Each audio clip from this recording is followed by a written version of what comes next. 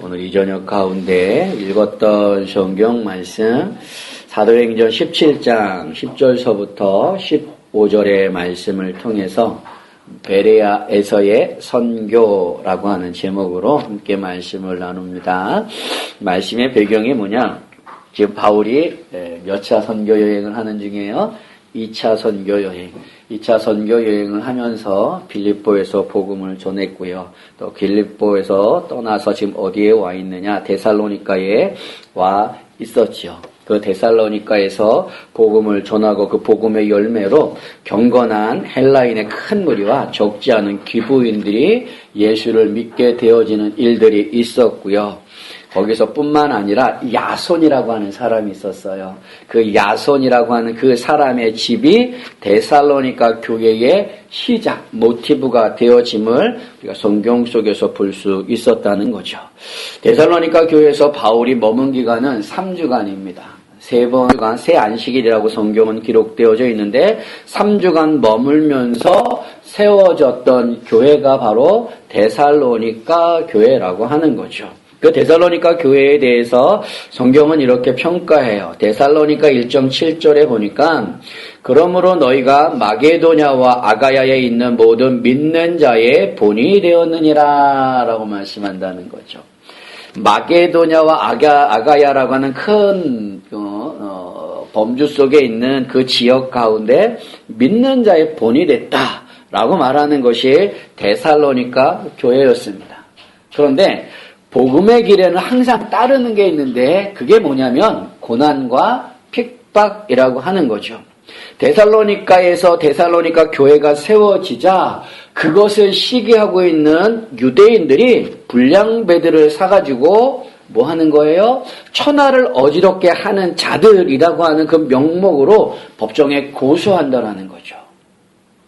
그리고 천하를 어지럽게 하는 자의 주범이 누구냐? 그게 바울이라는 거예요. 그게 실라라고 하는 거야. 그래서 바울과 실라를 잡으려고 혈안이 되어졌던 모습들이 있었다라고 하는 거죠.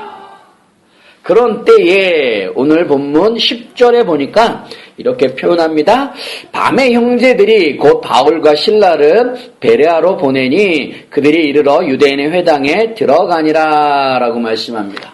본문 10절에서 보여지는 것처럼 데살로니가에 있는 믿음의 형제들이 바울과 실라를 몰래 베레아로 보내버린다라고 하는 거죠. 소동에 휘말리지 않게 한다라고 하는 거예요. 그래서 유대인의 협박과 고난을 피해서 베레아에 온 그 바울과 그 일행들이 베레아에서 어떤 일을 해왔느냐, 베레아에 어떤 일들이 일어났는가라고 보여주는 것이 오늘 본문의 말씀이라고 하는 거죠. 베레아라고 하는 것은 이 데살로니가에서 한 80km 떨어져 있는 곳이랍니다. 그것은 조용하대요. 조용하고 한적하고 전원도시 같은 곳이 베레아라고 하는 겁니다. 그리고 로마에는 큰 길이 있다 그랬죠. 마차 2개가 다닐 수 있을 정도의 큰 길인 그 에그나티아라고 하는 로마의 고속도로로부터 좀 멀리 떨어져 있습니다. 그래서 정치적으로나 경제적으로 로마의 관심이 덜한 곳이 어디냐? 그게 바로 베레아 하는 곳이에요.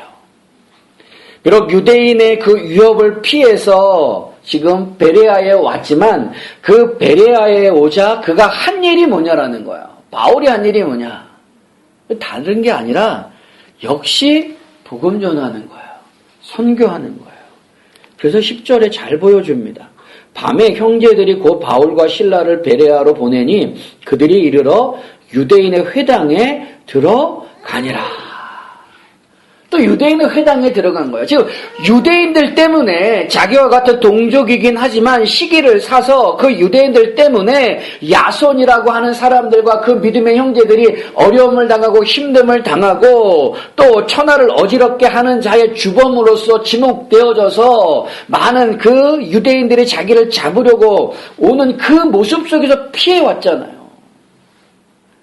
그래서 베레아에 왔는데 베레아에서 하는 모습이 뭐냐? 회당에 들어가는 거예요, 또. 회당에 왜 들어가요? 역시 복음 전. 그런 바울의 모습을 보면 어떤 생각이 드냐면 참 이분은 겁없는 사람이다라는 생각이 들어. 그러니까 복음 외에 두려운 것이 아무것도 없는 거예요. 하나님 외에 두려운 것이 없는 거예요. 바로 그 앞에서도 그 유대인들의 그 힘들게 하는 것과 핍박과 고난의 모습이 있었음에도 불구하고 또 여전히 유대인의 회당에 가서 복음을 전한다는 거예요. 그러니까 겁이 없는 사람이에요. 또 베레아에 와서도 어떤 일들이 일어나는가 우리가 잘 알고 있는 것처럼 13절의 말씀을 보세요. 데살로니가에 있는 유대인들이 바울이 하나님의 말씀을 베레아에서도 전하는 줄을 알고 거기도 가서 무리를 움직여 소동하게 하거늘이라고 말씀한다는 거야. 그러니까 데살로니가에 있는 유대인들이 얼마나 바울이 미웠으면 바울을 원수처럼 생각을 했으면 바울이 피하여 베레아에 왔을 때 그 베레아에서 선교하는 거 복음 전하는 그 소식을 듣자마자 또 그 데살로니가 유대인들이 와가지고 난리를 치고 있다라고 하는 거예요. 그런데 우리가 성경을 읽어보면 알지만 그는 또 피해서 다른 곳에 가고요. 다른 곳에 가서 또 뭐예요? 또 복음을 전해요. 겁이 없는 사람이에요. 복음 앞에 그 어떤 것도 두려워하거나 무서워하거나 두려워하지 아니하고 그 복음을 전하는 일에 자기의 모든 것들을 바친 그 바울의 모습을 우리가 읽어낼 수 있다라고 하는 것이죠. 이와 같은 바울이 베레아에 와서 여전히 회당에 들어가 복음을 전합니다. 이분들의 반응이 어떤가? 성경의 말씀 11절 12절 보세요. 어떤 모습들이 보여지는가? 베레아에 있는 사람들은 데살로니가에 있는 사람들보다 더 너그러워서 간절한 마음으로 말씀을 받고 이것이 그러한가 하여 날마다 성경을 상고함으로 12절 그 중에 믿는 사람이 많고 또 헬라의 기부인과 남자가 적지 아니하나라고 말씀하고 있다는 거예요. 그러니까 11절, 12절의 이 말씀 믿는 사람이 많고 헬라의 기부인과 남자가 적지 않다라고 하는 이 말씀을 통해서 짐작해보고 추론해 볼 수 있는 것은 무엇이냐? 그것은 이 베레아라고 하는 곳에도 뭐요? 교회가 세워졌겠구나라고 하는 그 생각이라고 하는 거죠. 왜? 데살로니가 가셔도 복음을 전했을 때 많은 사람들이 믿고 헬라의 사람들이 믿고 그곳에 계획에 세워졌을 때 야손이라고 하는 사람을 통하여서 데살로니가 교회가 그 집으로부터 시작되어졌잖아요. 그런데 그와 같은 유사한 형태의 모습으로도 지금 보여지고 있어요. 베레아에서도 복음을 전하니까 믿는 사람이 많고 헬라의 기부인과 남자가 적지 않았다라고 하는 거죠. 그러면 얼마든지 베레아에서도 교회가 세워졌겠구나라는 걸 짐작해 볼 수 있고요. 또 그것을 뒷받침해 줄 수 있는 말씀이 있는데 사도행전 20장 4절에 가보면 이런 말씀이 있어요. 사도 바울이 세 번째 선교 여행을 합니다. 그 세 번째 선교 여행을 함께 할 때에 함께 동행하는 일행들이 있었는데 그 중에 누가 등장하냐면 아시아까지 함께 가는 자는 베레아 사람 브로의 아들 소바더라고 말하고 있어요. 그러니까 20장에 가면은 등장하는 인물 하나가 있는데 그가 누구냐? 소바더라는 사람이에요. 근데 그 소바더라고 하는 사람이 어디 출신이냐? 베레아 출신이라고 하는 거예요. 그러니까 이런 말씀들을 통해서 우리가 유추해보고 짐작해 볼 수 있는 것은 뭐냐? 베레아에도 교회가 세워졌겠구나라고 하는 거예요. 그런데 베레아에 대한 기록은 이제 더 이상 없다는 거야. 뿐만 아니라 사도 바울이 베레아라고 하는 그 교회를 향하여서 쓴 편지, 우리가 성경 속에서 맞닥뜨려지는 많은 바울의 편지, 바울 서신 가운데 데살로니가 교회에 보내는 편지도 있고 고린도의 교회에 보내는 편지도 있고 에베소 교회, 빌립보 교회, 또 골로새 교회에 보내는 편지들이 있잖아요. 그런데 베레아에 보내는 편지는 없다는 거예요. 왜 그럴까? 분명히 많은 사람들이 예수를 믿고 그 중에 헬라 사람들도 많이 있고 그 중에는 귀부인도 있다라고 하는 것 중을 추론해 보면은 아마 그들의 로마의 상류층의 사람들도 예수를 믿었다라고 한다면은 분명히 교회가 세워졌다. 또 영향을 미쳤다라고 하는 것. 또 소바다라고 하는 베레아 출신의 바울의 동역자도 있다라고 하는 걸 보면 충분히 교회가 세워졌을 것을 짐작해 볼 수 있다는 거죠. 그런데 성경은 더 이상 베레아에 대한 기록도 없을 뿐만 아니라 베레아에 보내지는 바울의 서신도 없다는 거예요. 그래서 학자들이 몇 가지 가정들을 내세웁니다. 그 중에 하나는 뭐냐면 베레아에는 교회가 세워지지 않았다라는 거야. 왜 더 이상 베레아에 대한 언급도 없고 베레아에 보내는 편지, 서신서도 없고 하니까 교회가 세워지지 않았다라고 말하는 학자들도 있다는 거죠. 그런데 앞에서도 보았지만 12절에 그중에 믿는 사람도 많고 헬라의 귀부인과 남자도 적지 않다라고 하는 걸 통해서 교회가 세워졌으면 짐작해 볼 수 있어요. 왜 데살로니가 교회 가서도 복음을 전했을 때 거기서도 믿는 사람도 생기고 헬라의 사람도 생기고 그래서 교회가 생기잖아요. 그 베레아도 충분히 그럴 수 있다라고 하는 거죠. 그래서 그곳에 교회가 세워지지 않았다라고 하는 그 가설을 좀 말씀을 통해서 보면 아니겠다라는 거예요. 세워졌다는 걸 더 우리가 받침할 수 있다는 거죠. 또 하나, 바울이 베레아에 보내는 서신과 베레아에 대한 기록이 더 이상 없다라고 하는 그 모습 속에서 바울이 베레아 교회를 향해 보낸 편지는 없다라고 하는 거예요. 보내지 않았다라는 거예요. 일반적으로 바울이 보내는 그 편지는요, 데살로니가 교회를 보내든 고린도 교회를 보내든 골로새 교회를 편지를 보내든 그 편지는 그 교회만 받는 건 아니에요. 편지를 받은 그 교회는 그 지역에 있는 다른 교회들과 함께 그 말씀을 받은 그 서신을 나누며 본다라고 하는 거죠. 그걸 어디서 읽어볼 수 있냐면 골로새서 4장 16절에 가면 골로새 교회에 바울이 편지를 보냅니다. 그러면서 하는 말이 뭐냐면 라오디게아 교회도 이 편지를 읽게 하라라고 말씀하고 있어요. 뿐만 아니라 라오디게아 교회에 보낸 그 편지도 너희도 읽어보아라 라고 말씀한다는 거죠. 골로새서 4장 16절 이 편지를 너희에게서 읽은 후에 라오디게아인의 교회에게도 읽게 하고 또 라오디게아로부터 오는 편지를 너희도 읽어라 라고 말씀한다는 거예요.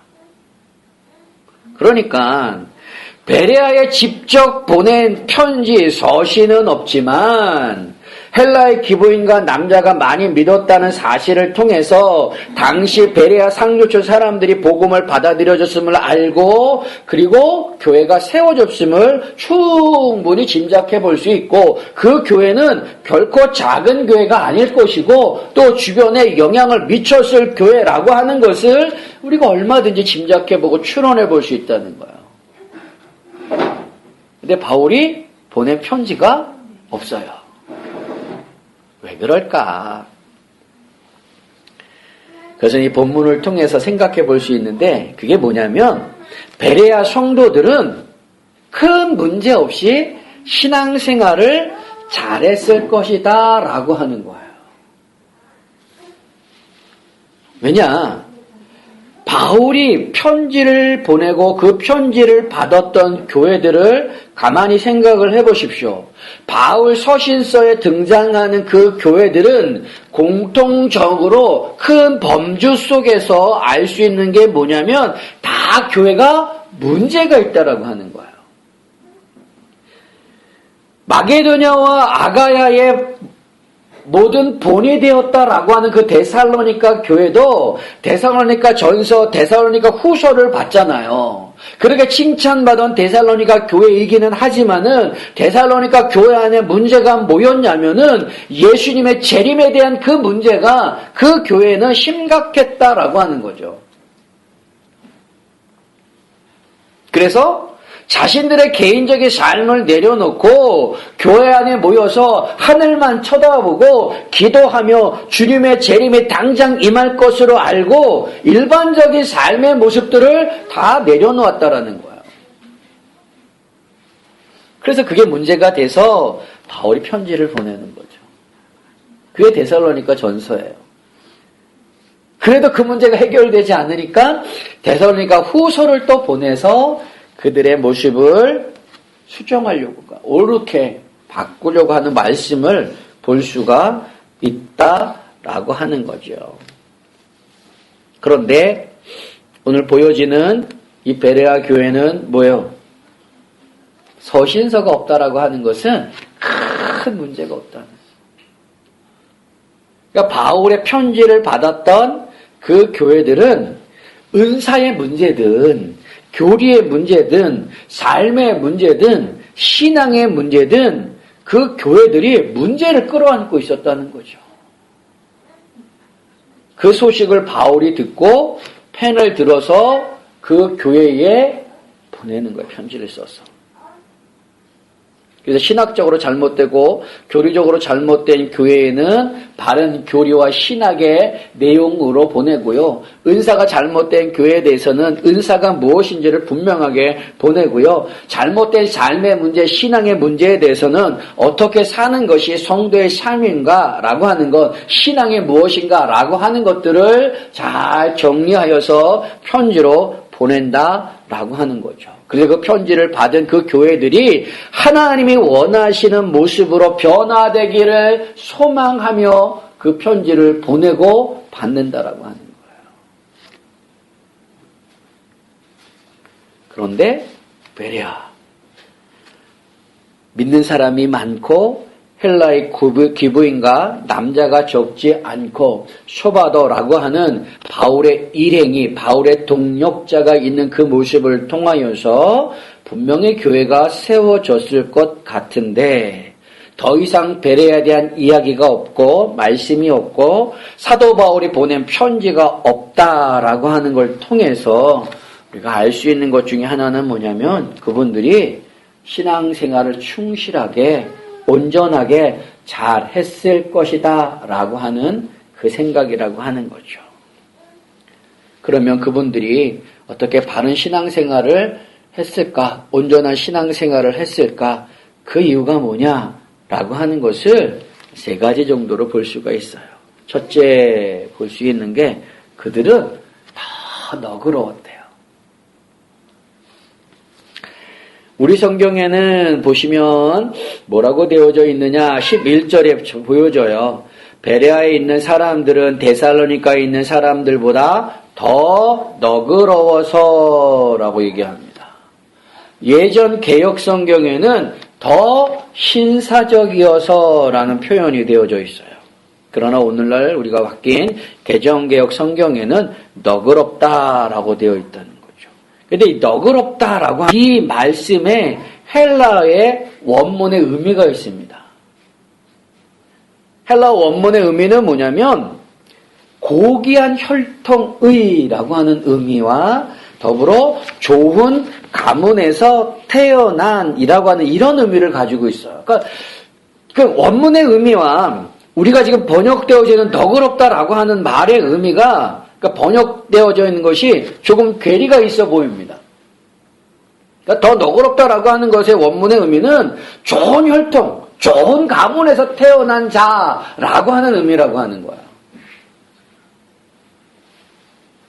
그런데 그 당시에 지금 사도 바울이 편지를 쓰고 있는 이 사도행전의 이 당시 때에 고귀한 혈통이다, 좋은 가문에서 태어났다라고 하는 것은 전제하는 게 있습니다.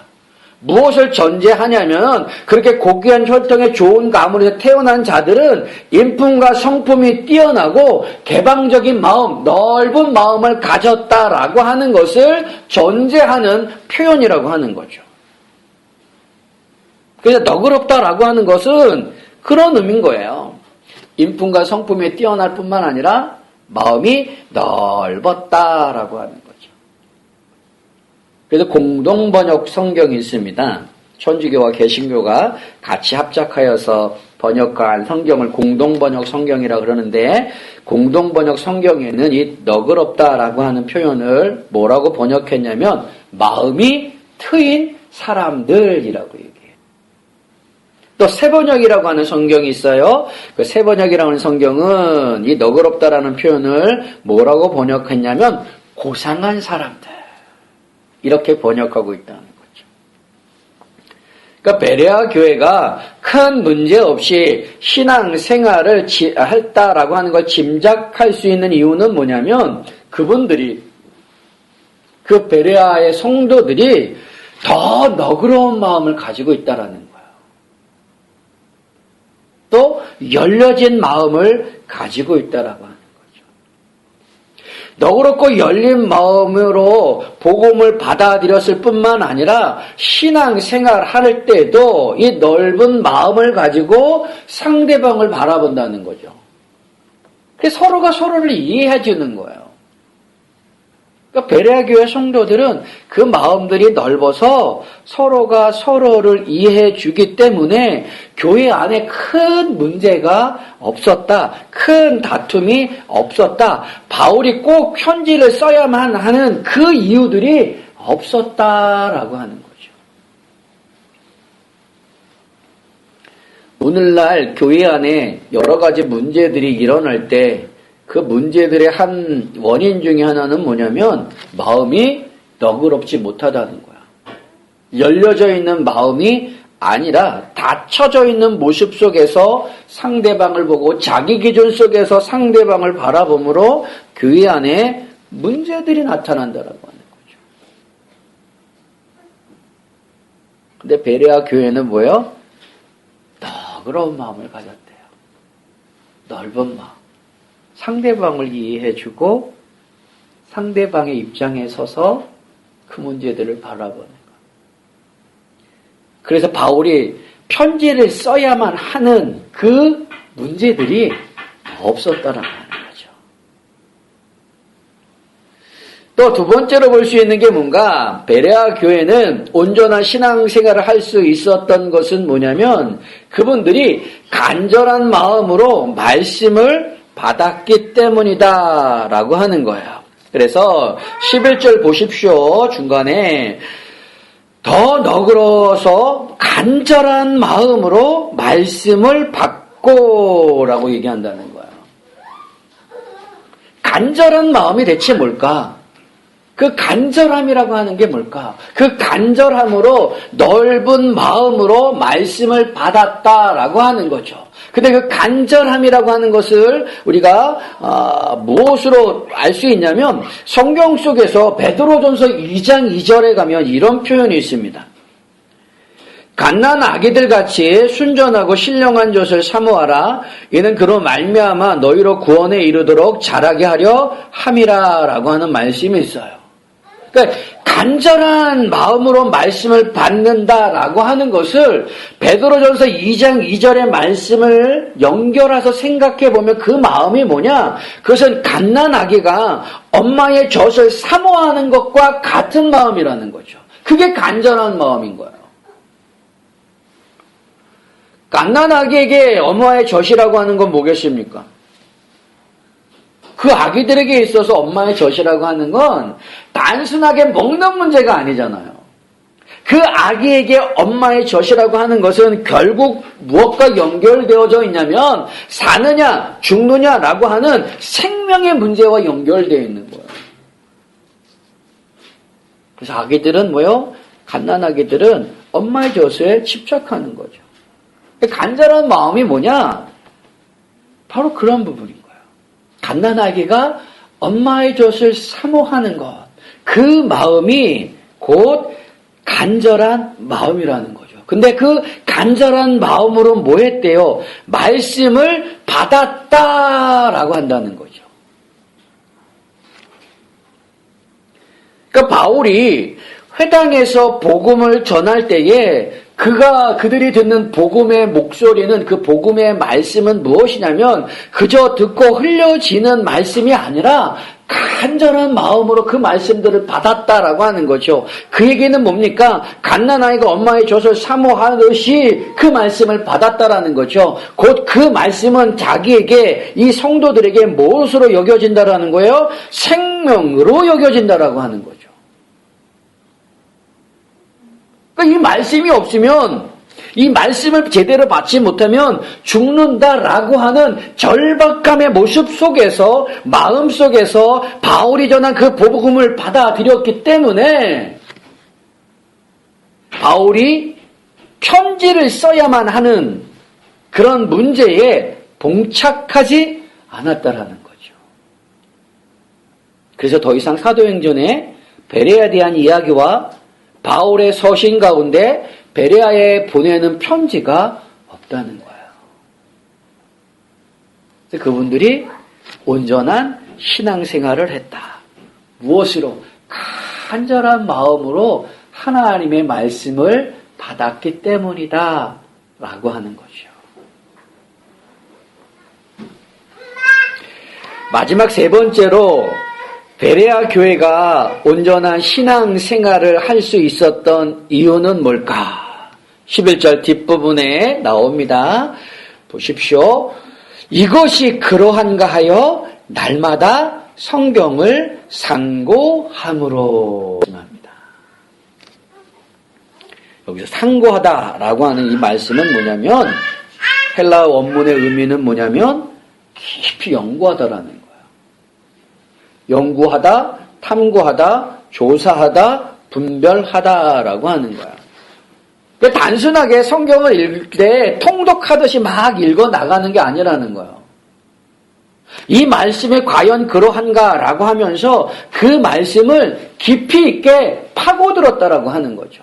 연구했다라고 하는 거예요. 분별했다라고 하는 거예요. 근데 그것을 어느 때 했느냐? 그저 하고 싶을 때, 시간이 났을 때 하는 게 아니라 성경에 보니까 이것이 그러한가 하여 날마다 성경을 상고했다라고 말씀하고 있다는 거죠. 그러니까 성경이 전하고자 하는 바, 성경이 말씀하고자 하는 그 바를 알아내기 위하여 성경을 읽고 묵상하며 연구하며 그것을 살펴봤다라는 거예요. 그 속에서 하나님의 뜻이 무엇인가, 하나님이 말씀하는 바가 무엇인가, 성경이 우리에게 요구하는 바가 뭐냐라고 하는 것을 깨닫고, 깨달은 그 말씀대로 베레아 교회의 성도들은 신앙생활을 하였기 때문에 온전한 신앙생활을 하였고, 그래서 바울이 펜을 들어 베레아 교회에 편지를 쓸 만한 문제가 없었다라고 하는 거예요.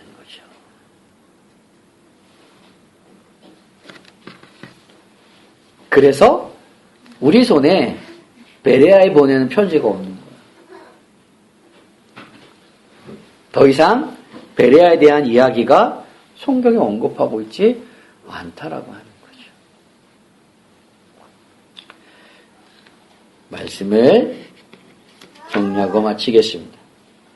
오늘 본문 말씀 사도행전 17장 10절서부터 15절의 말씀이 무엇입니까? 데살로니가에서 유대인의 핍박으로 베레아에 온 그 바울 일행들이 했던 일이 뭐냐면 여전히 회당에 들어가서 복음을 전하는 거예요. 한마디로 바울과 그 일행들은 복음 위에 무서울 게 없어요. 하나님 위에 무서워할 게 없다라는 거예요. 삶 가운데 핍박과 고난과 힘듦과 어려움이 늘 그들의 주변 가운데, 그들의 삶 가운데 나타나지만 그것 때문에 하나님이 맡기신 바 복음 전하는 일들을 멈추지 않았다라고 하는 거죠. 그래서 데살로니가에서 피해서 베레아에 왔지만 베레아에서 여전히 하는 모습이 뭐냐? 복음 전하는 거야. 그래서 회당에 들어가는 거죠.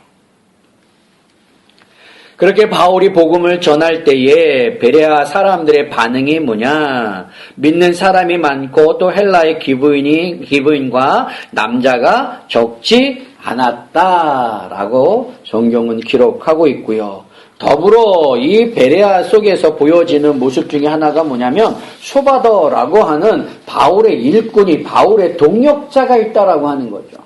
그래서 얼마든지 이 베레아에서는 교회가 세워졌겠다라고 하는 것을 유추해 볼 수 있다는 거죠. 근데 베레아 보낸 편지도 없고 더 이상 베레아에 대한 이야기도 없다라고 하는 거예요. 물론 거기에는 여러 가지 이유가 있겠죠. 그런데 바울이 각 교회에 보낸 그 서신서들의 모습을 큰 범주 속에서 보면은 그 교회의 신학의 문제든 은사의 문제든 신앙의 문제든 삶의 문제든 문제가 있어서 바울이 편지를 보내는 거거든요.